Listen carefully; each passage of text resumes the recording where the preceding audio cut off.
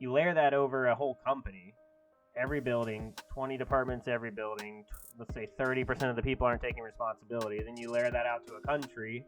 A good way to say this is like there's a difference between a leader and a boss. A boss will point and say, even give you expectations, give you good tools to meet those expectations even. But a leader, I think it's pretty clear that, and I would say that, for one who makes a lot of promises and guarantees and yet puts no action behind them, you could almost say that they're untrustworthy. I mean, am I right? Well,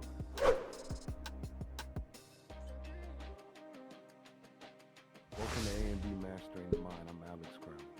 Hi, I'm Bradley Moore, and this is the podcast where we believe that cultural comfort, societal urges, your need to enjoy that delicious sugary treat, and all the other undisciplinary things that you're letting seep into your life are actually stealing away from you the true discipline and cultural comfort that's going to come from your purpose, which is the carrot at the end of the stick, so to speak, on this podcast. And what we do is try to break down life events and different situations through the analytical lens of both of the speakers you see here today, and give you some tools and tips and values and perhaps a way to lead a better life.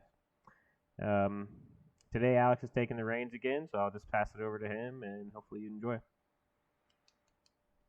How you doing, everybody? Again, my name is Alex, and today we'll be talking about a very simple yet complicated topic. This is a virtue that many people operate in, but yet it can still be a stumbling block for the majority of people. And I say that because, well, I've been guilty of not doing this myself many times in the past, and as recent as last week. And I know that it may even sound a bit hypocritical for me to tell you all to do this, but if we don't hold each other accountable, then who will exactly? You get what I'm saying? So for today, we'll be talking about responsibility. Now, again, responsibility, looking and listening to that at face value, you would almost say, well, this is something that I already know about. Responsibility is something that I take. I am accountable for all of my actions, and I really have no need to really further indulge in this topic. And if you're one of those people, then feel free to click off the video. But if you still have, if you still know that you can improve on really taking responsibility and ownership for not only who you are, but what it is you say and the things that you do, then maybe you will then come to understand that you may have not fully exercised ownership of all your actions and your words because, well, if you did, then you really you would know that you wouldn't have to improve in this area. So I will be starting off with the question, Bradley. I'll have you answer this question, and then for you all, I'll pull up a video, another TED Talk video. And I also want to add the reason why we like to use TED Talk videos is because it's very educational and very informal. So for you all, just please be patient. Now, I want to get into my very first question, Bradley, and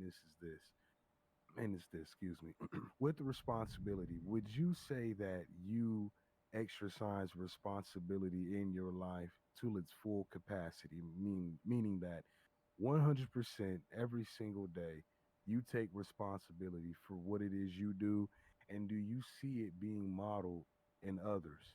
So I don't really want to touch on your family because that's too personal, but let's say on the job, would you say that responsibility is being took on a job? Would you say that there are other ways around being, uh, you know, or are there other ways around from really being held fully responsible if something goes wrong? Like, what are your thoughts on this?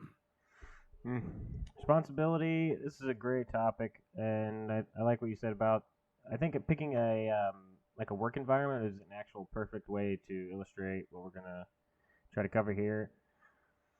Let's see. So, I work at a distribution facility. I won't name names just because I don't know how they feel about that. But basically, uh, I try to take responsibility to the fullest degree. So, I guess we could just start off with an example of there's a production number I have to hit, and I've been asking as many questions as possible. I've been trying, like, I'm not hitting that rate, but I'm building the skills up that I know are going to eventually add on to that rate. And I'm taking, like, when I mess up, I don't just, like, if I miss a aisle and I have to go around for safety or whatever, like I'll find a manager and ask, hey, what do you recommend, right? And so actually last time I went to work, I feel like that fully culminated, and so the next time I go in, I think I know enough to completely do my route, hit my production numbers without.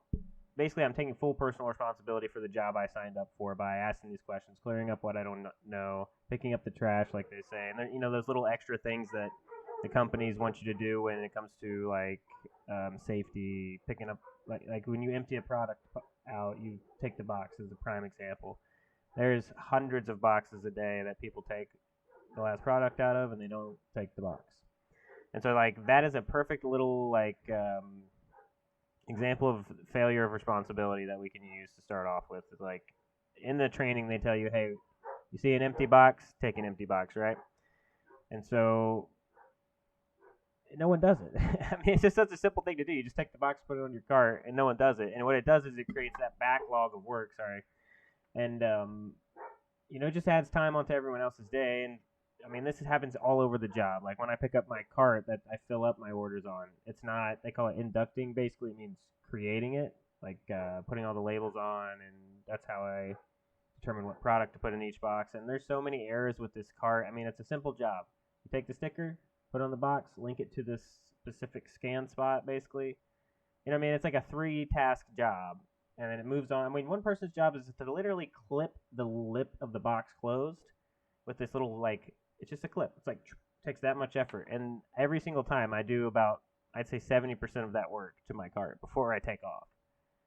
And so when I say taking responsibility, like on a personal level, so what I've done the first like 5 days is I've basically inventoried all of the responsibilities that I'm going to have to deal with to keep my day productive and flowing and keep myself in a growth pattern at work versus like, well, I'm not going to do that. That's their job to clip those boxes. If they fall off now or get damaged, that's their problem. That's the normal mentality that I'm finding. But reality, I'm going to have to deal with that because it's my cart it falls off of.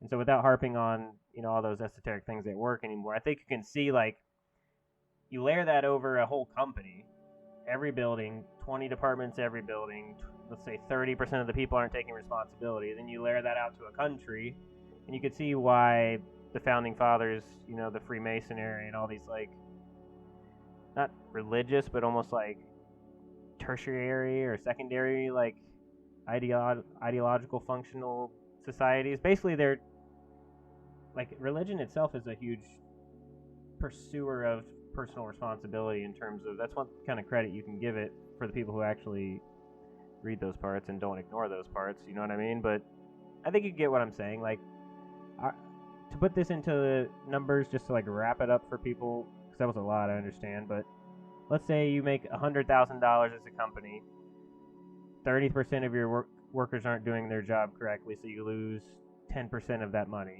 You're $10,000 a month you're losing because they don't pick up the trash. I mean, this is like a time allowance thing, meaning you give someone 10 minutes to do a job, but I'm doing 5 minutes of other people's tasks. So like I was saying, layers of responsibility, I'm kind of condensing all of those tasks into my own task. That way I can be, I just want to get a little bit above the job status quo, right? That way I help other people, and if I help enough other people, I can get what I want. And I think that's absent in our culture and in our country, and that's like the basic form of responsibility. It's like self-responsibility, and then that goes to self-sacrifice and self-discipline in a way where you're sacrificing your own time, your own production at work, to help this person who doesn't know what they're doing, or jump out and move a cart for someone who's didn't pull over enough or something to get by. You know what I mean? And I guess it just depends on what side of the coin you want to flip on. Like, I'm not going to say it's good or bad, but I mean, at the end of the day, what you really need to understand about what I'm trying to communicate to the viewers is it's not about what you get from your job, it's about what you become at your job. So if you have a chance to lead and show responsibility, do it, because those habits are going to trickle into every area of your life. You know what I mean? When you make your bed in the morning and you set the tone for your day, that's going to trickle into how you feel when you go into work. If you get into work early, 10 minutes early versus 20 minutes late, there's a whole different pattern in the way you act around the people and how you perform when you go, you're just rushed the whole day, right? I mean, it doesn't take a rocket scientist to see what I'm saying, but it's not acted out in so many people's lives because of our just driving need for comfort, that cultural pressure, right? And I think I've harped on for 7 minutes about that, so I'll move on. But you can see how it adds up quickly, right? And then you layer that in politics, blah, blah, blah, and we've got a mess on our hands. So I think it's also safe to say that responsibility and accountability go hand in hand, right? Mm-hmm. You can't really be a responsible person and you're not accountable for what it is that you do. And you couldn't say that, you know, you're an accountable person but refuse to take responsibility for anything that you do or say. So I want to ask you, what is the reason what would be the reason, Bradley, as to why people would refuse to take ownership of their actions? I mean, I know that you could really say that this is a case by case situation. Mm-hmm. Would you say in a situation, whereas let's use me for an example, whereas I am the leader of a project Mm-hmm. and something goes wrong. Now, of course, I'm not the person who had direct involvement in this project that caused everything to go wrong, but with that, I would still, you know, be responsible. People would still look at me that, you know, like I'm responsible Yeah. for this project going wrong, but I may say to them and everybody else and even to my team, if I'm, you know, like that angry that, you know, like I'm not responsible, I'm just a leader. I'm supposed to supervise and make sure everybody's doing their job. But it was you know, who didn't do your job right, and this is why the project failed. Like, what would you say? What could really be said about people like that? Because you know, there are situations in life, and I'm sure you've been a witness to them where somebody may not be the exact reason as to why something went wrong, and they feel like, well, then I'm not responsible for that going wrong. You get what I'm saying? Yeah. No, I completely understand what you're saying. Accountability is tricky because it really comes down to, as a person, you have to make yourself accountable first and foremost to like what you agree to. That's why we talk about planning goals on this channel, because if you don't know what you're aiming at the end of the night when you sit down, and you're just gonna have like a brainstorm. You're not gonna There's no like sense of linear progression about your day, and you sit down at the end of the night and you have nothing to check off on your list. You can't hold yourself accountable, right? So if you're not holding yourself accountable to even make your bed and write down the three priorities you really need to get done today, clean, even if it's make my bed, show up to work on time, um, smile 3 times more. You know what I mean? Just little baby steps. You can start anywhere you're at in terms of setting accountability, but it filters out into the whole, right? And people model that. Your children model that on accountability. Your society models that on accountability. And then we get, let's not get too macro. But first you have to be personally accountable. And then secondary from that, when you go to a job, to use our last example, like if I go to Chewy's, sorry, well, I'll edit that out. If I go to my job and let's say they say, here's your expectations. That's where I'm going with this. You have to know your expectations, right? And if they tell me my expectations and they're thorough about it and they train me correctly, and I say, yes, sir, yes, ma'am, these are my expectations, I agree to fulfill them for the wage that you have offered me, which is like a classical agreement for a job opportunity, right, in America. What comes after that is your end of the deal, right? But if you don't hold yourself personally accountable with those expectations, in my personal opinion, it's the leaders. I think it's almost like an 80-20 type deal. Because you can't, like you and I can't hold each other personally accountable 100%. That's tyranny, right? Even if you give me expectations and I give you expectations and we don't meet them, like the next step is just like, like physically puppet us to do the action, right? And that's just, that's not a world that anyone wants to live in. That's why this country exists and freedom exists. But the leaders of this country and of that position and of whatever situation you have in your life are totally and utterly accountable for the positions below them up to that. A leader's job is to make your expectations known and achievable based on your abilities. And then actively try to increase your capabilities and abilities and your responsibility at the same time.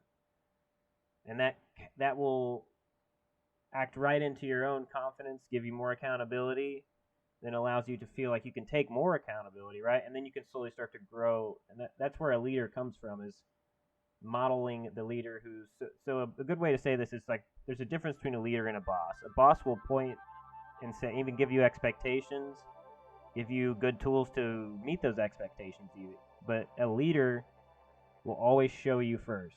If it's physically, if it's, whatever the job is, a leader is always going to be personally accountable first, meet the expectations they want you to meet, and then expect you to meet them. And if you can't, they'll address it where you're at, guide you along the way, etc., etc. Where we get into trouble is, as people, we say, this person, they're just too dumb, they can't learn the job. You know what I mean? Bad leadership mentality. Or the person, this leader is just, he's pressing me too much, man, I can't get this done, this is just too much for me. Bad mentality. Bad employee mentality. You got to always look at yourself as a leader, even if you're, cleaning toilets, you got to be thankful for the job. You don't got to love the job, right? You don't need to fall in love. You don't gotta. But what you need to do is appreciate the job and use that as a chance to grow yourself, gain some skills, ask some questions, and then be the manager of the guys who have to clean the toilet. And then that gives you experience, and then you use that leadership experience to give the expectations to the other guys and paint them a vision, right? Hey, this is where you can be at. And if they don't want to be leader of the janitorial crew, you say, well, what's your, you know what I mean? You gotta, being a leader comes down to like really just caring about people. Like that's the basic fundamental of being a leader. And if you want to be a leader to yourself, you got to care about yourself. So, I mean, without beating the dead horse, those are the fundamentals of accountability. I mean, you have to care for yourself to be able to lead yourself, to be able to set expectations, and then that grows linearly, right? That's why the president is supposed to be, I don't want to say well manicured and stuff, but he's supposed to be professional, speak well. He's supposed to be not affluent and wealthy and powerful alone, but have the correct compass to lead that resourcefulness and power. You know what I mean? He's this tip of the spear in terms of American ideology, or at least supposed to be. That sense of freedom, and we're not going to take nothing, but we're not going to just senselessly kill, that kind of thing. He's the apex of accountability and expectations, right? And then that ideology filters down. And I think that's probably some of the problems with our country today, is just lack of accountability on leadership. Because when you see someone doing it, just like for a perfect example at work, when you drive by 20 empty boxes a day, it's really easy to fall into that habit, right? That's a good point. Very thorough point, but that's a good point. Well, now I want to show you all a video. It's a student of a very young man. He's still a student in elementary or middle school, I believe, but I want to show you this TED Talk. And it's actually, pretty motivational to see that this young man was able to obtain a TED Talk. And he's basically talking about taking full responsibility and ownership for your actions. And we'll get right into the video. My name is Sam Montag, and I will be talking to you about how you should always finish what you started, and you should only take credit for what you do. Too many people these days will start something, then stop and have another person come in and finish it for them, and then take all the credit for it. In fact, we have almost all started something and not finished it. Whether it was cleaning your room, but stopping and ending up having your parents finish cleaning it for you, I know that's happened to me. When everyone grows up, they have to take care of themselves. Your parents can only do it for so long. So, will you go to the store and not buy anything because your parents used to buy everything for you? Let me give you a hint. No. What about going to a restaurant? Would you go to that restaurant but just sit there as everyone else orders because you used to go to the restaurant, but you wouldn't be the one ordering? Your parents would be? Again, no. But it isn't just kids. Adults too will start something, then stop and have someone else come in, and then at the end of it, take all the credit for it. In fact, adults will make their kids, and sometimes even their friends, finish what they started. It's just not right, especially for the adults. they are setting some of those bad examples for us cute kids. And we cute kids need to do something about it. So, considering myself a cute kid, I have decided to take a page out of the adult book. From now on, I will never go to Spanish class again. Instead of me, my good friend Jimmy McDougal will go to Spanish class for me. See, Jimmy is much better at Spanish than me. I will go to math while he goes to Spanish. Now, I'll still get the grade that he gets, I just won't do the work for it. Now, of course I'm kidding, but in some scenarios like that, people wouldn't be kidding, such as American League pitchers hitting in Major League Baseball. Major League Baseball has a rule that pitchers in the American League are not allowed to hit. Now, I believe a pitcher should hit or play offense and pitch, play defense. But because the pitcher doesn't hit, you would think he gets paid less, right? No. What about the designated hitter? They must get paid less. Again, no. So, do you see any pitchers in the National League having someone hit for them? Like, no.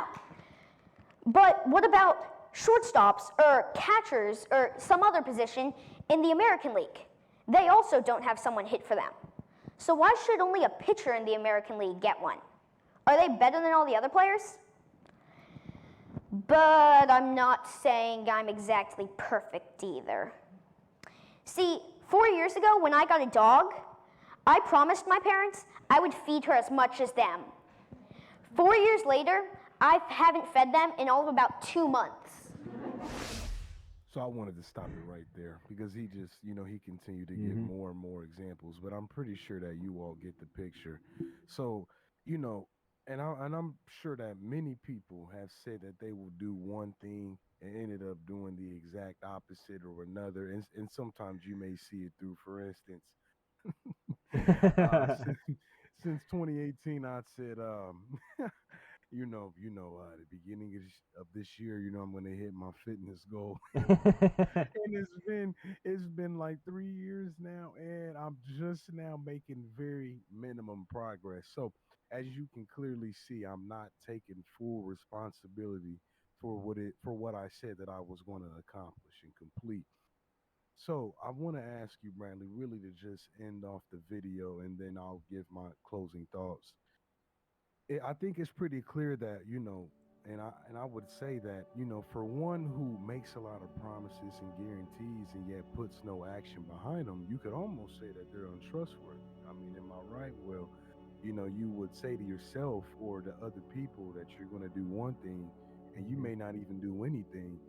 It sounds like, well, if one is to lie to themselves, you could not ever really tell the truth and be truthful with anybody else. I mean, am I right? It's one of those things where if you can't really, keep a word, keep a word for yourself and, stay true to what it is that you say you'll do, you couldn't really guarantee or make a promise to anybody else and actually see it through, right? Yeah. I mean, the point you're making is it's like archetypal. The first example that came to mind is, I don't remember the exact name of the movie, but essentially it takes place in Salem. It's the witch trials. And the point I want to make about this movie is there's a scene where there's a man, basically he's being accused of witchcraft. I don't remember his name, but we'll call him John Johnson right now because it's just important, the name. But they were sentencing him, and they basically gave him a choice. They said you can either be hanged or basically sentenced to death, or you can get your name. Basically, I don't remember exactly what it was, but his name was now considered to be lesser, or it had something in front of it, like criminal or whatever, some marking of distinguishing that you can't, maybe this guy can't be trusted or something. Right. And faced with this option, he literally walked into the sea and was just you know what I mean? It was one of those scenes where he just in desperation, just because he did nothing. He was just I think his wife was being accused or something, and he was just a working man. But the point of that is, back then, if you didn't follow through on your word, people would literally die. Like if someone lives 10 miles out into the Oregon country and they broke their leg, and it's winter, and you promise to bring them every 2 weeks enough food to survive, and you skip a trip, they are dead. They are not going there. That's it. Like this was the reality. So when he was faced with that choice of either I literally give my name away in terms of its credibility, or like that's what it was. It was like it was attuned to like death in terms of its equality. Like when you got your name tarnished, no one would do business with you. Like you're not going to trust that guy to bring you the food out in the woods, so he loses that business. I mean, this is a small world back then, obviously, but like it's just extenuated nowadays through technology, because if you're not accountable, there's always someone else or some system you can either blame or hop onto, right? So just people's names aren't taken seriously because they don't really have to own up to it. Like Facebook, Twitter, well, not so much Facebook, but basically these places where you don't have to be accountable to your words, they reinforce what was a life or death situation for people just 200 years ago, maybe even less, like 100 years ago. You know what I mean? So I mean, I don't know. What do you think about that? I mean, I thought that was great. Yeah, I mean, well, Bradley, and I'll give you something personal, right? Right now, I'm trying to raise $60,000 for women's empowerment, specifically Islamic, Middle Eastern women who live in that region of this world, simply because, I don't practice Islam myself, right? I'm not, a practitioner of any group, okay? But I do feel strongly about, this cause, and I do have my own website through the foundation that I'm raising this money for. So it's still supervised by the actual charitable foundation, Islamic Relief, but they gave me like my own platform to be able to raise this money. But let's say I was in control of my own charity and I was still raising money for this same cause, right? And instead of the money going to the actual foundation, it would go into like a business account controlled by me. And instead of me, taking responsibility and showing integrity and having enough integrity really to take my income, not my income, take this income that is being you see how wrong that sounds, to take this income that is being raised for this cause, and instead of actually giving that money to the people who need it, or actually buying supplies so that money was used the right way, so that these women can use these supplies and everything else, these resources to help their current livelihoods. I take this money and I go buy a Lamborghini, or go buy expensive suits, or just simply keep the money. Transfer it to my personal checking account. Yes. Not only did I not take responsibility, but it just really shows you who I really am on the inside. You get what I'm saying? So as minor as taking responsibility and how repetitive it may sound, a lot of damage could really happen, and a lot of consequences, no matter how extreme or minor it may be, can really stem from one or a group of individuals not taking responsibility. So with that being said, I want to thank you all for watching today's episode. I know this one was pretty brief, but I feel like it had a lot of good pieces of information, advice in it. I agree. My name is Alex Crowley. This is Bradley Moore. And today we talked about taking responsibility and ownership of your actions. I will see you all in the next video. Thank you very much. Thanks, everybody.